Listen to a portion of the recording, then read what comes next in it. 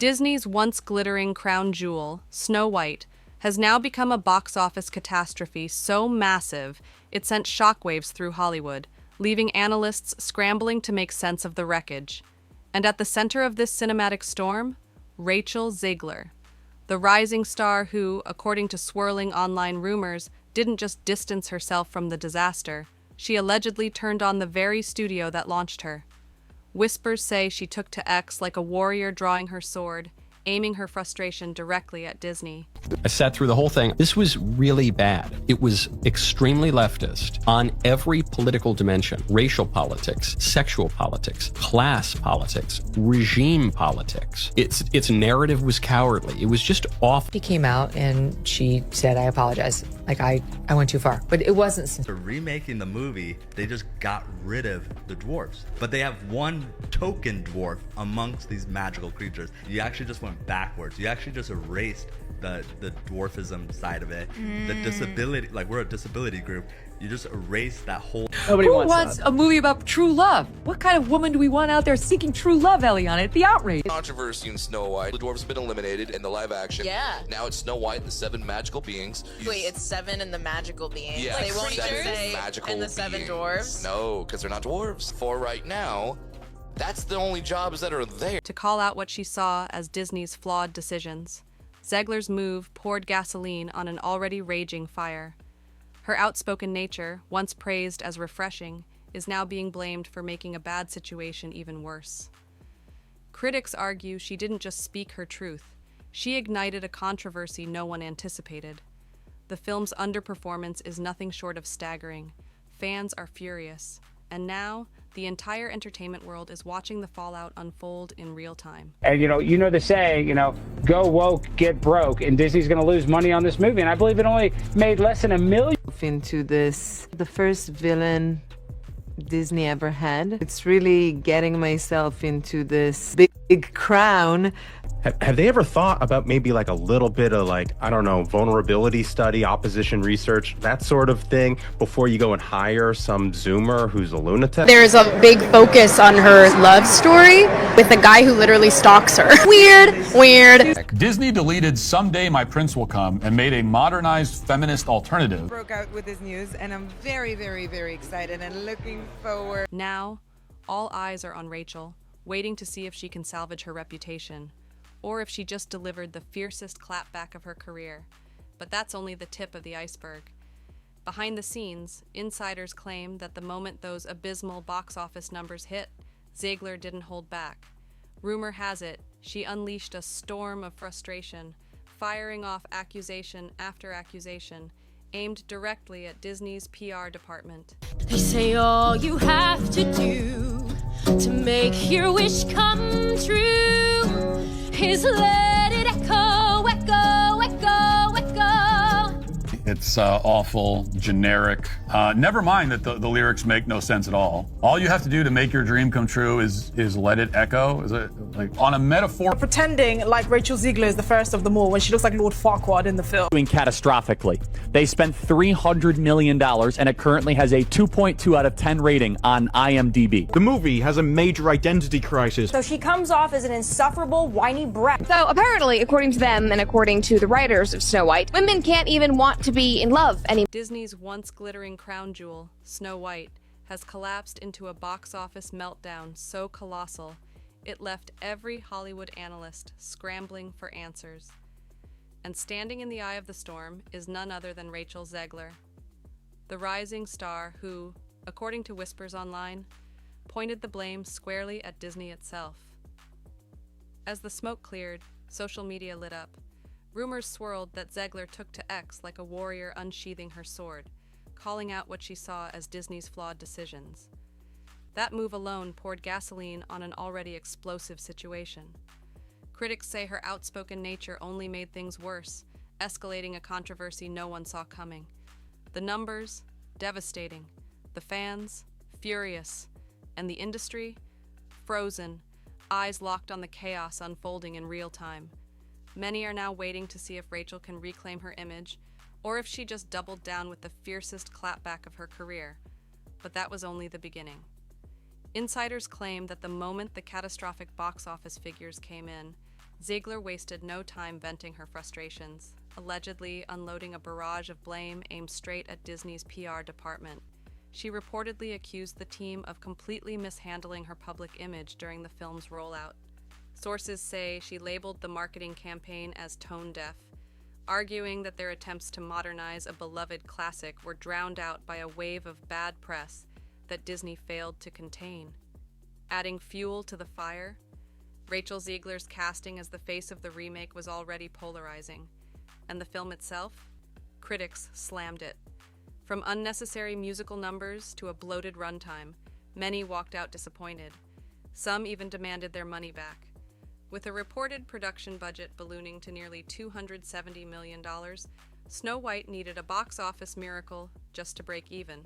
Instead, it crawled to a measly $169.7 million worldwide. The result? Shockwaves at the studio and panic among shareholders who expected another surefire Disney hit.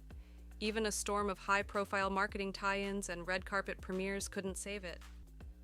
Analysts now point to a fractured campaign, one that tried to please nostalgic fans and modern audiences alike, but ultimately alienated both. Critics called the final product an identity crisis wrapped in hollow spectacle. Longtime Disney devotees were outraged by the reimagined storyline, and somewhere in the crossfire, Rachel Zegler's performance was reduced to collateral damage. But the real trouble started before the film even hit theaters. In early interviews, Zegler dismissed the 1937 original as weird and dated. While some brushed off her comments as generational honesty, others saw them as disrespectful shots at one of Walt Disney's most sacred legacies. What started as a few eyebrow-raising remarks soon spiraled into a full-blown cultural clash. Traditionalists accused her of arrogance. Modern audiences praised her candor. But by the time the film debuted, the damage was done. The fan base had splintered, and many who once cherished the original were too resentful to buy a ticket. Behind the scenes, tensions reportedly escalated. Whispers from Hollywood's inner circles suggest Disney execs were growing uncomfortable with Zegler's bold commentary. Some allegedly urged her to dial it back, to stay on script. But Zegler, known for fiercely defending her views, didn't budge. The result? A disjointed marketing strategy that couldn't decide if it wanted to honor tradition or push boundaries. The confusion trickled down into every aspect of the campaign, and the box office paid the price. But the controversy didn't stop there. In a bizarre twist, the film was accused of leaving a bigger carbon footprint than the latest Fast and Furious installment. Environmental watchdogs slammed Disney for building massive sets, running power-hungry lighting rigs, and indulging in wasteful location shoots, all while the company paraded its green credentials. The backlash was swift. Social media branded the movie an eco-nightmare. Privately, sources say Zegler expressed frustration that even this environmental fiasco was being pinned on her. Publicly, she focused her attention back on Disney, fueling the ongoing blame game.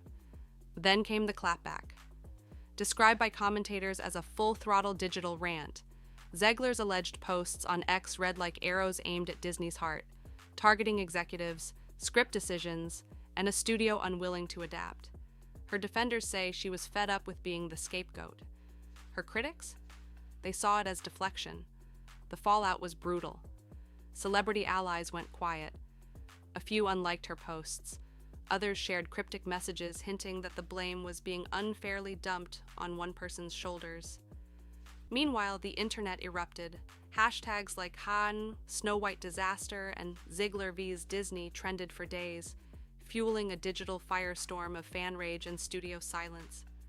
And just when it seemed like things couldn't spiral any further, the repercussions spread. Insiders say Disney slammed the brakes on upcoming projects, including a live-action Tangled, afraid another misstep could cost them both financially and culturally.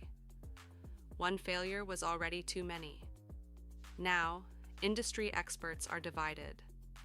Some believe Disney will learn from this disaster, tightening control over its marketing, vetting its stars' interviews, and recalibrating its creative strategy. Others fear the studio might go too far, shying away from passionate, outspoken talent to avoid future PR storms. In either case, one thing is certain. The Snow White debacle and Rachel Zegler's role in it has become a cautionary tale for modern Hollywood. Traditional fans have proven they'll rage against a perceived betrayal of legacy. Meanwhile, younger audiences might not be as eager to embrace new visions of old fairy tales, especially if they suspect the finished product will be half-baked or overshadowed by drama. But this isn't where the story stops. The strangest, most surreal part of the entire Snow White implosion is how Rachel Zegler's reputation didn't just take a hit. It was thrown into a blender, spun on high, and dumped across every corner of Hollywood gossip circles. This wasn't just a PR misstep. It was a full-blown identity crisis. Because Rachel wasn't supposed to be this girl. She was supposed to be the next big thing. The girl with the golden voice. Broadway roots. Spielberg's hand-picked lead for West Side Story. But now, just a few years later, she's being picked apart in comment sections like she's a symbol of everything wrong with modern remakes. And that's not an easy rep to shake off. Once, she walked into interviews with that fresh-faced sparkle and a Disney princess contract in hand. Now she's trending on X because fans are calling her the actress who tanked a fairy tale. Harsh? Sure. But that's the internet. And Rachel didn't exactly soften the blows. Instead of pulling back, she clapped back. Hard. To some, it looked empowering.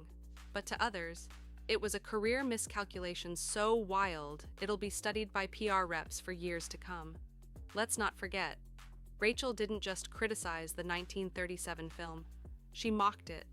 She called it weird, downplayed its love story, and made statements that sounded like she resented the very legacy she was hired to represent. Fans felt betrayed, executives cringed, and the narrative began to turn fast. She wasn't just an actress anymore. She became a symbol. A symbol of what happens when a studio tries to modernize something beloved and hands the mic to someone who wasn't ready for the backlash. But here's where it gets messy. Because as the Disney fallout exploded, so did the rumors. Whispers inside the industry suggest some casting directors have quietly removed her name from shortlists, not because she lacks talent, but because the drama now follows her like a shadow. Studios are reportedly nervous she might go off script again, that she'll slam the source material mid-press tour, that she'll tweet something explosive hours before a premiere. One executive reportedly told a film blogger that hiring Zegler now means your movie becomes a referendum on her brand, not your story. Brutal. Yet Hollywood isn't just ruled by fear. It's also addicted to chaos. And Zegler brings both. On the flip side, there are studios, smaller, grittier, more experimental, who see all this drama as marketing gold. They don't want safe, they want sparks. And Rachel delivers that in spades. She's loud, she's opinionated, she doesn't play by the rules,